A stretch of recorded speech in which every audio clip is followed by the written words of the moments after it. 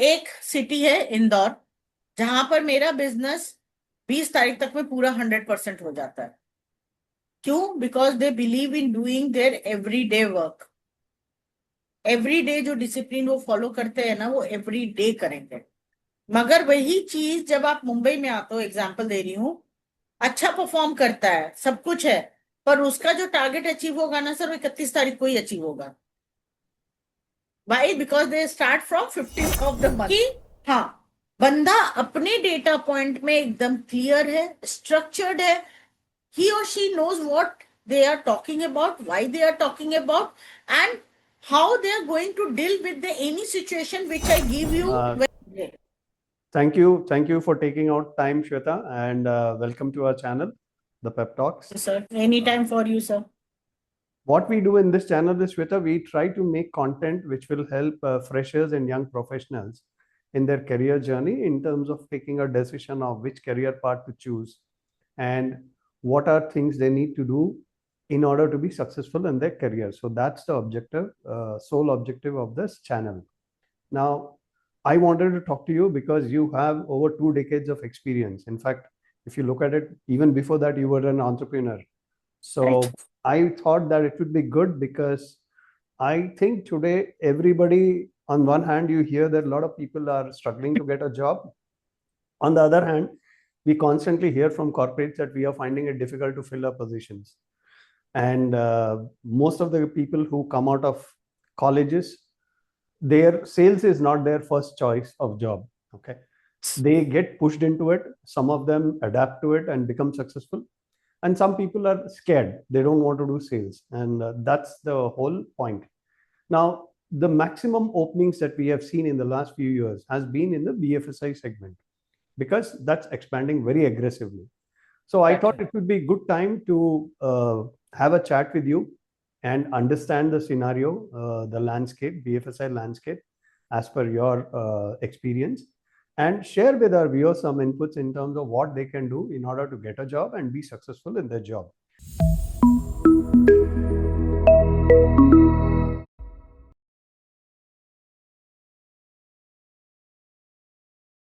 To start with, I think I would want you to give a brief introduction about yourself so that our viewers get to know a little bit about you. First of all, thank you for inviting me, sir. Long time. I've not met you, but then I'm really happy to start this show with you. So about me, 20 years, I think now been into HR field. I started my career with recruitment itself, and I have seen a major shift, from that recruitment time to this recruitment time. So basically, currently I am now ZHR and currently associated with Motilal Oswal Home Finance. That's all about me, based at Mumbai.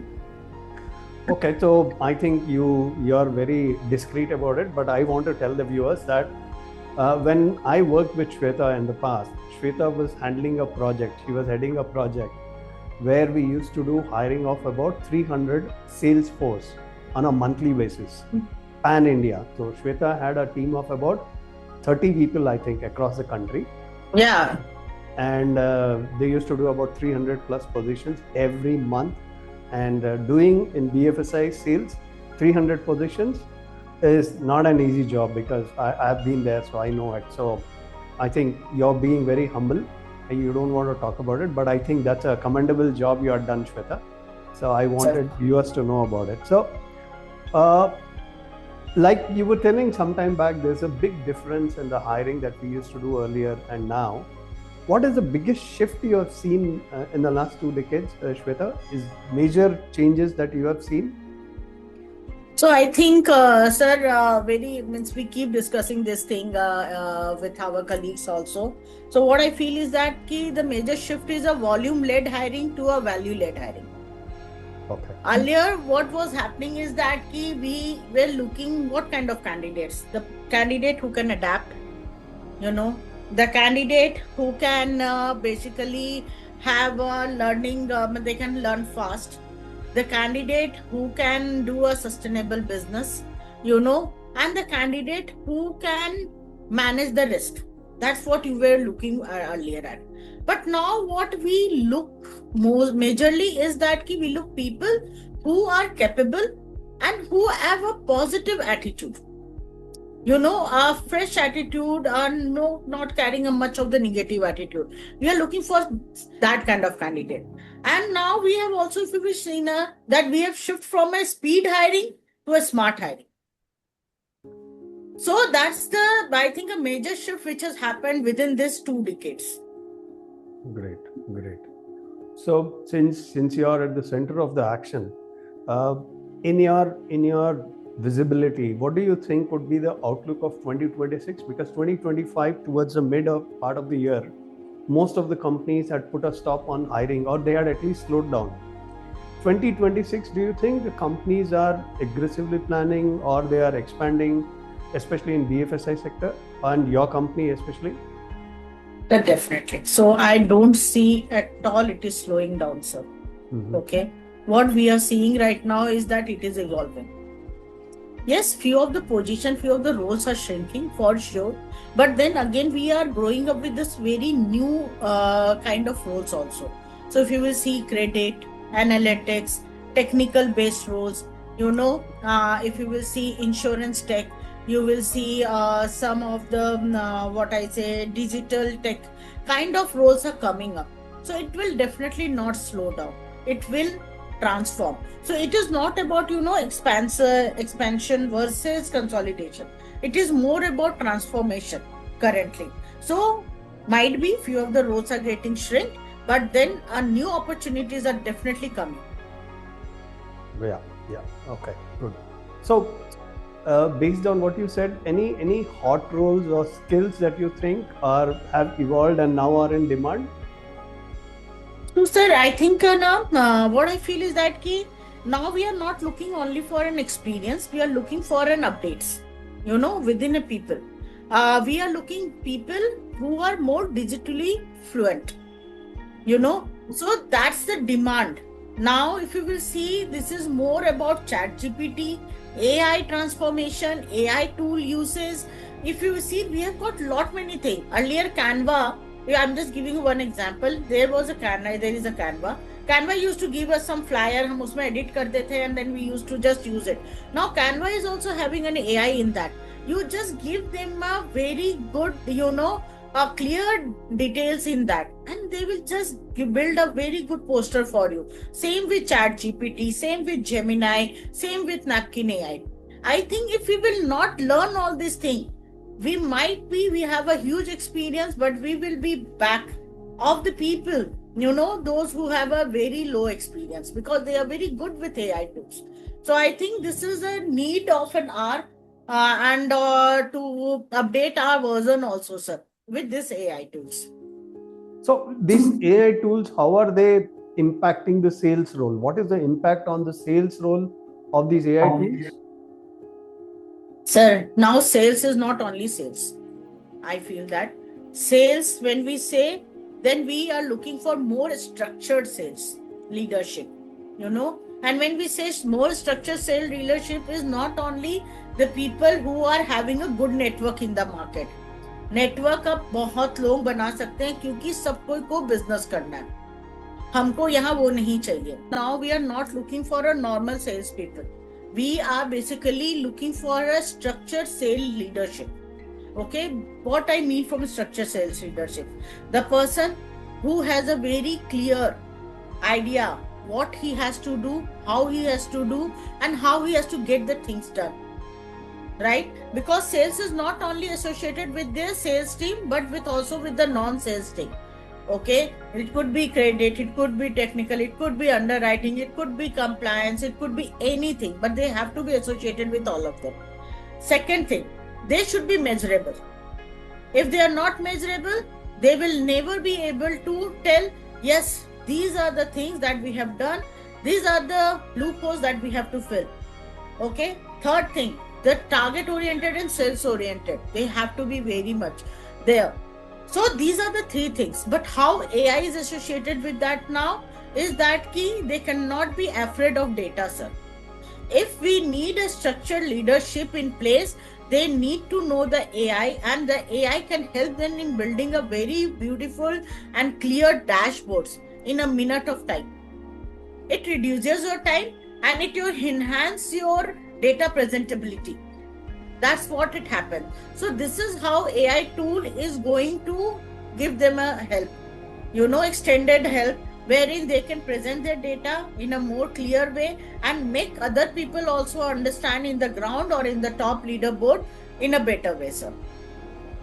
I think what they can also do nowadays, I think the Salesforce can be little more. See, a lot of candidates use Gemini for mock interviews. I think if people know the prompts well, what they can do is, if they are approaching an important customer today, all they have to do is put in the customer's profile and tell, I'm going to approach this customer for this kind of a sales, and give me a pitch, and do a mock sales pitch with that AI tool. I think it will help them a lot. I agree. But when you're looking at a resume, before even you meet the candidate, what are the typical skills you look into when you're looking at a candidate's profile? Okay. So when we talk about the sales also, sir, and mostly majorly we are talking about the sales nowadays, because the other roles are very specific and we need a people with a specific skill set. But when we talk about the sales now, I feel as a person, what I see is that I see only three things. They should be clear what they want to do, why they want to do. They should be grounded. That means they should be ready to learn. ऐसा नहीं होना चाहिए मेरे को तो ये आता है, ये तो वही सिखा रहा है, यही तो वही सिखाएगा, यही होता है, वो नहीं होना चाहिए. And they should be honest. I think these three things if you have, then any other skill set which is required now can be trained. So yes sir. But ये तो आप जब कैंडिडेट से मिलोगे तब पता चलेगा. जब आप प्रोफाइल देखते हो तो आपको क्या देखते हो उसमें प्रोफाइल में when you're looking at a sir अगर फ्रेशर होता है ना तो मैं थोड़ा एकेडमिक देख लेती हूँ.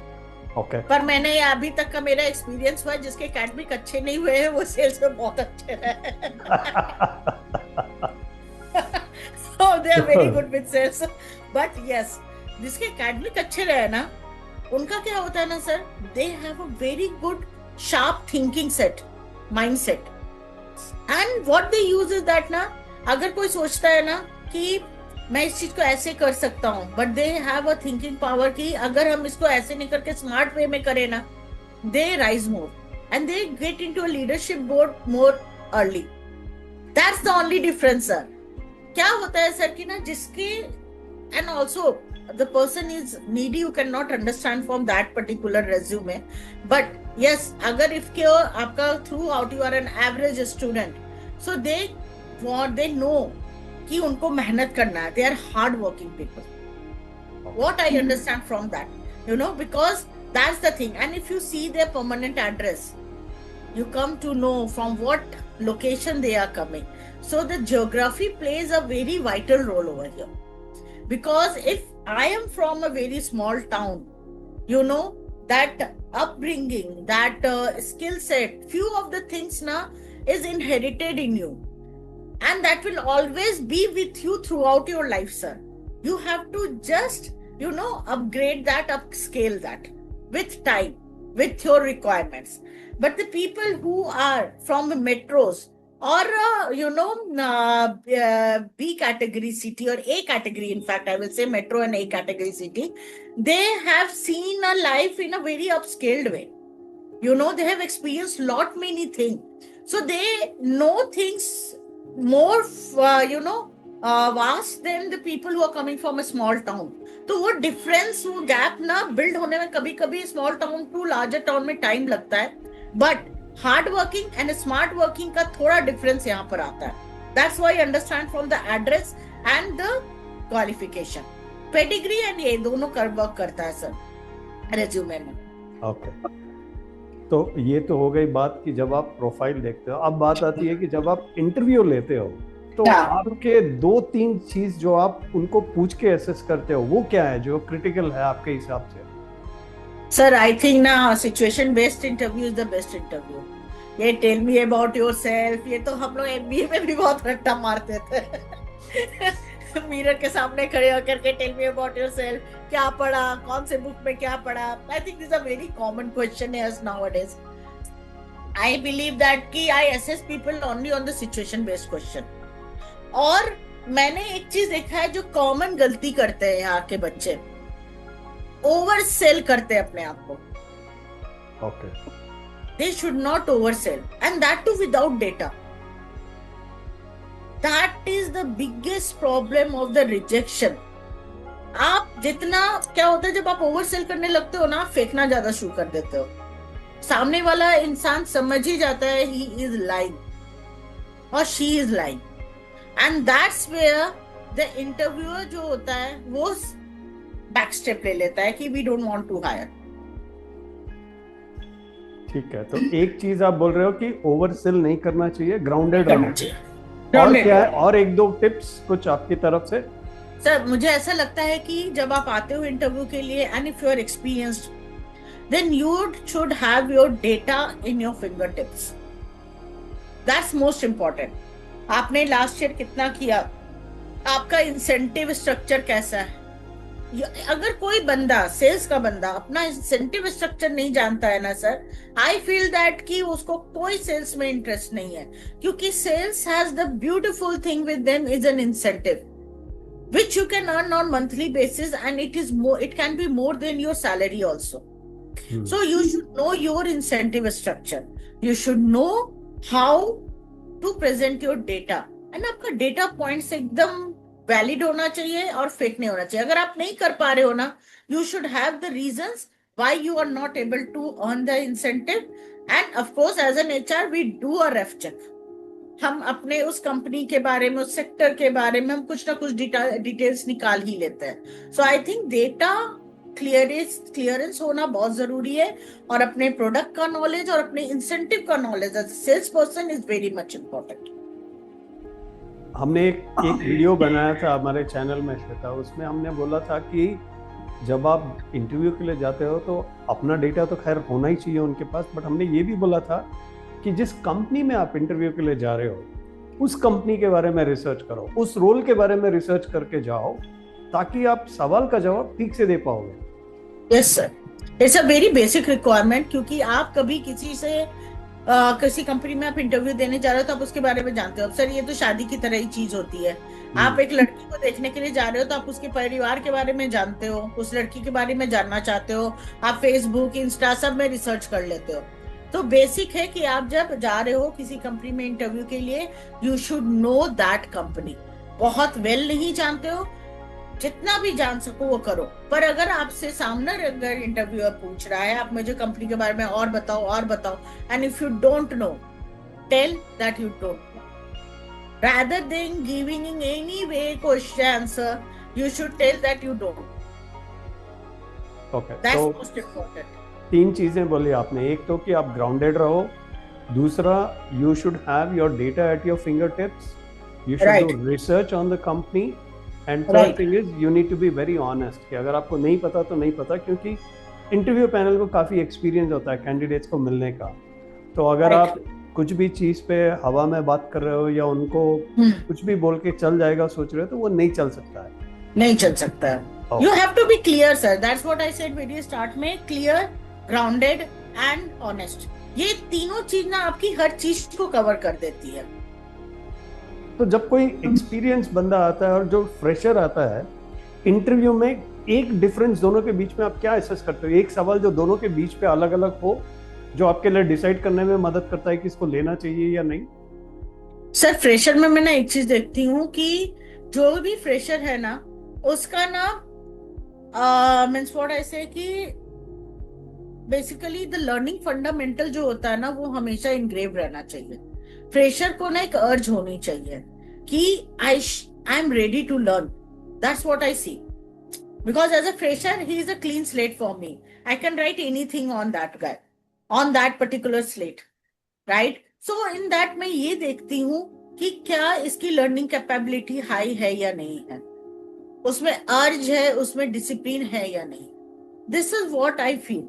हंगर होना चाहिए. हंगर नहीं है, डिसिप्लिन नहीं है, that fresher is, I think, not suitable for sales then. Might be for operational role, for any other role, but not for sales. पर मैं जब वर्क एक्सपीरियंस में देखती हूँ, मैं क्या देखती हूँ कि हाँ बंदा अपने डेटा पॉइंट में एकदम क्लियर है, स्ट्रक्चर्ड है, he or she knows what they are talking about, why they are talking about, and how they are going to deal with any situation which I give you when I ask you the question. And I can give you any multiple questions. And it should be only situation बस, क्योंकि मैंने एक चीज देखा है, BI interview is the best way to do the interview sir. Behavioural जो interview होता है ना, दैट हेल्प्स यू नोइंग. और बाकी सारे जो भी हम बात करते हैं ना, वो सर क्या होता है ना, पेपर टाइप से होता है, पेपर वर्क टाइप से होता है. हाँ, मुझे बोला गया मैं लिख देते हूँ, मुझे 5 पेज एग्जाम में भरने हैं, मैं वो भर दूंगा तो मुझे 50% मार्क्स आ ही जाएंगे. गवर्नमेंट में हम जब ग्रेजुएशन के एग्जाम्स देते थे, बट आज के डेट में अब वो 5 पेज वाला आंसर नहीं चाहिए, बहुत to the point validated answers चाहिए हमें, एंड क्लियर आंसर्स चाहिए. तो ये दोनों डिफरेंस हो जाता है सर, फ्रेशर में एंड एक्सपीरियंस में. Okay, great. एक चीज जो हमेशा, I mean, when we work together also we notice, but now that you're on the other side of the table, I want to ask you कि ये regional hiring के trends अलग होते हैं क्या? कैंडिडेट्स के एक्सपेक्टेशंस हो या कैंडिडेट्स के बिहेवियर हो, जैसे आपने मुंबई में करा और जयपुर में करा, चेन्नई में करा, हैदराबाद में करा, बैंगलोर में करा. Is there a difference in the hiring trends, hiring practices, and also the candidate behavior? Yes, it is. So what I will say, sir, अगर मुंबई हम देखें तो Mumbai is a financial capital and it is the best place wherein you can get a more leadership and niche roles. उसके लिए तो Mumbai is best. But अगर हम देखें ना सर, जैसे कि इंदौर हो गया, क्योंकि वहां पर इन्फोसिस आया, they have made a very good setup. Coimbatore is also an right emerging over there. Jaipur हो गया, हैदराबाद हो गया, पुणे हो गया, these cities has also developed. But ये जो डेवलपमेंट आया है सर, यहाँ पर हम ज्यादातर जो हायरिंग कौन से कर सकते हैं, ऑपरेशनल, फिर उसके बाद compliance, then mid level hiring हम यहाँ पर ज्यादा कर सकते हैं. But when we talk about you know कि हमें पूछा जा रहा है कि वहां पर ज्योग्राफिकल ट्रेंड्स में डिफरेंस है, yes very much. It is more about that geography का thought process, people thought process. अगर आप सर आज भी साउथ में, या फिर आप डाउन आप महाराष्ट्र चले जाओ, या आप डाउन एमपी में चले जाओ, या बिहार में चले जाओ, female hiring is still not very much appreciated in terms of sales role. People don't want, because sometimes क्या होता है ना, people even want but they are scared. और एक तो होता है people don't even want only. Why? एक उनको बात करने आता ही नहीं है, फीमेल से प्रोफेशनली कैसे बात करते हैं. ओके, आप जैसे घर में ट्रीट करते हो, आपको लगता है हम वैसे ही फिर ऑफिस में भी बात कर सकते हैं, वो नहीं हो पाएगा. दूसरा एक होता है, they are very not comfortable. बहुत ऑफिसेज में तो क्योंकि सिर्फ मेल ही होते हैं तो फीमेल वॉशरूम ही नहीं होते, यू नो. तो वो ज्योग्राफी ट्रेंड्स अगर हम देखें ना, तो है वहां पर ऑब्लिगेशन है, फॉर श्योर है. Okay, but yes, B category में अब वो राइज आने लगा है. पीपल हैव स्टार्टेड थिंकिंग कि क्या हम यहाँ पर फीमेल रख सकते हैं, नहीं रख सकते. ये थॉट प्रोसेस है ना, अब सर बी कैटेगरी में एटलीस्ट चेंज हुई.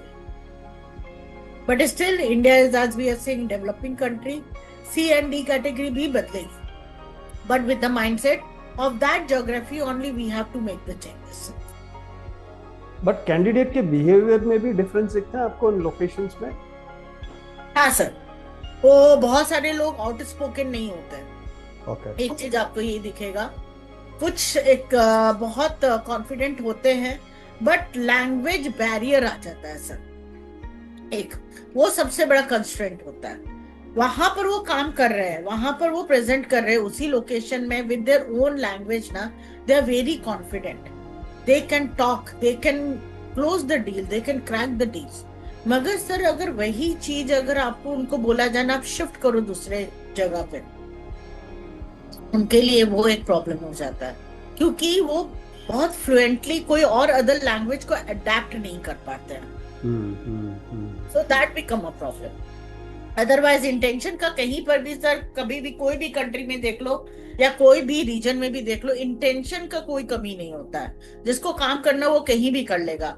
But I think communication and language sometime becomes a barrier for them. But I also remember that when I look back, एक प्रोजेक्ट हैंडल कर रहा था मैं बहुत पहले रिक्रूटमेंट का, एंड उसमें क्या हुआ था, सपोज हैदराबाद में आप 10 कैंडिडेट शेड्यूल करते हो, तो आपको पता है कि 10 में से कितने लोग आएंगे, बिकॉज एक ट्रेंड होता है। और जब सेम चीज आप बैंगलोर में करते हो, तो आपको वहां पे भी पता होता है कि 10 शेड्यूल करेगा, और ये नंबर जो है हर जगह का अलग अलग होता है। अलग अलग होता है। हैदराबाद में 10 को शेड्यूल करते हो तो शायद 5 या 6 आएंगे, बैंगलोर में करोगे तो शायद 4 ही आएंगे। राइट। ये बिहेवियर ट्रेंड अभी बदला है पिछले कुछ दिनों में, कि अभी भी ऐसे ही चल रहा है? सर क्या होता है ना कि अभी ना बहुत सारी अपने स्टेट्स या सिटी ना बन गए हैं टेक सिटी, एंड लोग ना, जैसे हमने स्टार्ट में डिस्कस कर रहे थे, सेल्स बहुत मेहनत का काम हो जाता है, until unless you are making it a smart sales। एक एग्जांपल देती हूँ तो शायद समझ में आएगा। एक सिटी है इंदौर, जहां पर मेरा बिजनेस 20 तारीख तक में पूरा 100% हो जाता है। क्यों? Because they believe in doing their every day work. Every day जो डिसिप्लिन वो फॉलो करते हैं ना, वो एवरी डे करेंगे। मगर वही चीज जब आप मुंबई में आते हो, एग्जाम्पल दे रही हूँ, अच्छा परफॉर्म करता है, सब कुछ है, पर उसका जो टारगेट अचीव होगा ना सर, वो 31 तारीख को ही अचीव होगा। Why? Because they start from 15th of the month। Relax mode में हम 15 तारीख से ही काम स्टार्ट करेंगे, हम कर लेंगे। अब क्या होता है ना सर, कि यही थॉट प्रोसेस ना कैंडिडेट्स में भी गलत होते हैं। क्यों होते हैं? क्योंकि हम सोचते हैं ना कि क्या मुझे सेल्स लेना है। जो ऐसा सोचता है ना, उसके लिए सेल्स हमेशा लास्ट ऑप्शन होता है। फर्स्ट वो हर जगह जाएंगे, इंटरव्यू देंगे, फिर जब उसको कुछ नहीं मिल रहा है ना, मैं सेल्स में आऊंगा। ये माइंडसेट है। मगर यूएस में आप वही देख लो, इंश्योरेंस सेलर जो होते हैं, they are the high demand job sir. Real estate seller जो है, हाई डिमांड जॉब है। क्यों है? क्योंकि वहां पर इंश्योरेंस लेना मैंडेटरी है। वहां बच्चा बॉर्न हुआ नहीं, आपको इंश्योरेंस कराना है, आपको हर चीज का इंश्योरेंस कराना है। इंडिया में ये चीजें जब आई, जब कोविड आया इंडिया में, तब आई ये कोविड में, then they realize how important mediclaim could be and life insurance could be when we have lost crore of people। Then we have got that understanding, and post covid only I feel that BFSI sector में boost आया है, खास करके insurance में, खास करके insurance में। So if we talk, अगर हम बीएफएसआई में बात करें तो अगर क्या इवॉल्व हो रहा है, तो इंश्योरेंस सेक्टर डेफिनेटली बहुत इवॉल्व हो रहा है, क्योंकि जनरल इंश्योरेंस तो ऑलरेडी इन डिमांड था। क्योंकि हम लिविंग थिंग्स से ज्यादा छोड़ के नॉन लिविंग थिंग पे हमेशा फोकस था। मेरा घर इंश्योर्ड होना चाहिए, मेरा कार इंश्योर्ड होना चाहिए, मेरा फोन इंश्योर्ड होना चाहिए, पर इंसान इंश्योर्ड होना चाहिए नहीं। It was never in high priority for us. But post covid, at least thanks to covid, that they have made it realise कि it is very much important, let's do it. तो ये है। बट बीएफएसआई सेक्टर को अगर सिर्फ insurance को अगर हम हटा दे सर, इंश्योरेंस के अलावा जो एनबीएफसी सेक्टर्स है, बैंकिंग सेक्टर है, आई थिंक कि वहां के डिमांड्स हमेशा से रहे, क्योंकि घर कौन नहीं खरीदना चाहता है। रियल एस्टेट एक ऐसी चीज है जिसको लोग आते ही जाते हैं, एप्रिशिएटिंग वैल्यू है यहाँ पर हमेशा में। सेकेंड थिंग है wealth management, where we will talk about the shares. आज के डेट में इक्विटी एंड कमोडिटी दोनों में लोग बहुत पैसा कमा रहे हैं सर। एंड सबसे बड़ी बात है कि thanks to social media awareness बहुत क्रिएट हुआ है। Means huge people are investing on ETFs. जो 25-25 साल के बच्चे, हमें कभी नहीं पता था सर, हम सोना चांदी तक भी नहीं खरीदते थे। They are buying ETF and they are becoming करोड़पति, लखपति। Means I can give an example. मेरा एक कलीग है and he is only 25 year old. अभी जो सिल्वर का रेट गया था 4 लाख, उसने बहुत पहले लगाया था ईटीएफ में, आज से 6-7 साल पहले। Sir he got a gain of 60 lakh rupees. मैंने बोला भाई तू बहुत अमीर हो गया, हम लोग को पार्टी दे। तो अमीर हो गया। वो हमें बताता है, go to this Tata Capital में जाओ, रिलायंस निपॉन में जाओ, वहां पर सिल्वर ईटीएफ लो, गोल्ड ईटीएफ लो। जो नहीं लेता ना, सबके टेस्ट में जा जाके बताता है ईटीएफ लो, ईटीएफ लो, 5,000 है, 10,000 है, 20,000, you put it. Sir awareness is the key to success nowadays, and update yourself is a very much important. अगर आज मैं जो 20 साल पुरानी हूँ इंडस्ट्री में सर, ऐसे I am old age people now interning this sector, तो मैं अगर अपने आप को अपडेट नहीं करूंगी, I am nowhere. So why I know Napkin AI, why I know Gemini, why I know Canva, why I know ChatGPT, why I have bought all the apps, so that I can represent myself in a much better way. Sir अब किसी के पास ना, अब किसी को PPT में ना, बहुत पहले हम कितनी मेहनत करते सर एक पीपीटी बनाने के लिए, ये डेटा होना चाहिए, वो डेटा होना चाहिए, ऐसे होना चाहिए। अब हम डेटा होना चाहिए, how you want to represent it, these apps will tell you, you have to just put it across. आपका प्रॉम्प्ट अच्छा होना चाहिए, आपको समझ में नहीं चाहिए कि क्या आना चाहिए, एंड इंस्टेंटली आपका काम जहां पर आप 10 घंटे में करते थे ना sir, max to max 1 to 2 hour, अगर आपका बहुत कॉन्फिडेंशियल डेटा आप नहीं पुट कर सकते हो तो maximum 1 to 2 hour, and you are done, and everyone से wow what a PPT, what a data representation, what a dashboard. ये माथा, और मतलब कि these things have helped us in reducing our work. No, agreed. And also, I think post-COVID, Shweta, after what you said, I think there are 2-3 changes that happened. एक तो people have realized that technology is the only thing that can help them progress. Point number 2, insurance जरूरी है. तीसरा, banking का जो UPI का जो scale हुआ था, it is only post-COVID people realize, and as a result of that, bank account openings have increased. Exactly. People have more got into the system. पहले क्या था, कैश डीलिंग्स बहुत होती थी, आजकल तो ऐसा हो गया, एंड आई हैव Cashless है सर। आजकल पिछले 2 महीनों में I want to tell you this case. About 2 weeks back, I wanted to withdraw money. Okay, you won't believe, earlier within a kilometer radius you used to have 2 ATMs. Okay, आजकल कोई ATMs नहीं है, पूरे bank ने ATMs बंद कर दिए, maximum ATMs बंद हो गए, और जहाँ ATMs हैं वो काम भी नहीं कर रहे. Now I was thinking, when I was roaming around, I had to literally roam around that day 3 to 4 kilometers just to draw cash. We also don't maintain cash, but उस दिन कैश चाहिए था तो 4 किलोमीटर गया. मैंने कहा यार ये तो कोविड के दिन याद आ रहे हैं मेरे को. Actually, इतना घूम रहा हूँ कैश विड्रॉ करने के लिए. And I think because of that, what has happened, the demand in terms of opening bank accounts, everybody is on UPI now. So everyone. You rightly said, I think there's been a lot of change. Insurance so high hai, people have realized the value, so that is there. Lastly, Shweta, I think it was an interesting conversation. Ek advice that you want to give to freshers, and one advice to working professionals who want to get into BFSI sector, आपकी तरफ से one advice. Don't chase role. Only work on your capability and credibility. Only this is a simple advice. This will go with the fresher. This will go with the experienced people.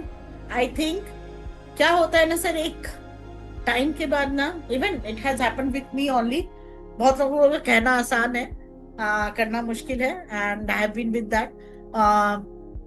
मुझे भी role चाहिए था. Sometime after a period of time ना, people want that designation. एक urge होती है कि नहीं, मुझे सेल्स एचआर हेड बनना है, मुझे CHRO बनना है.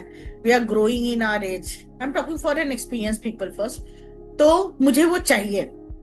But what I have seen is the law of attraction works a lot sir.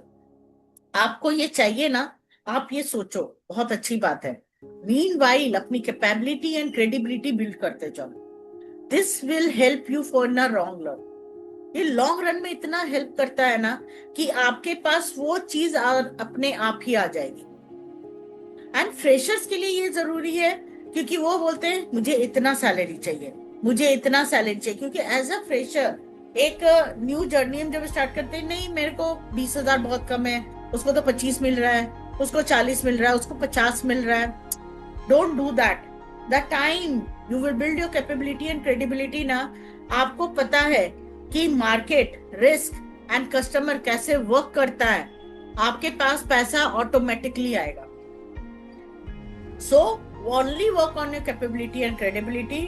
Don't chase role, company, anything. Just work on this and you will be opted by everyone.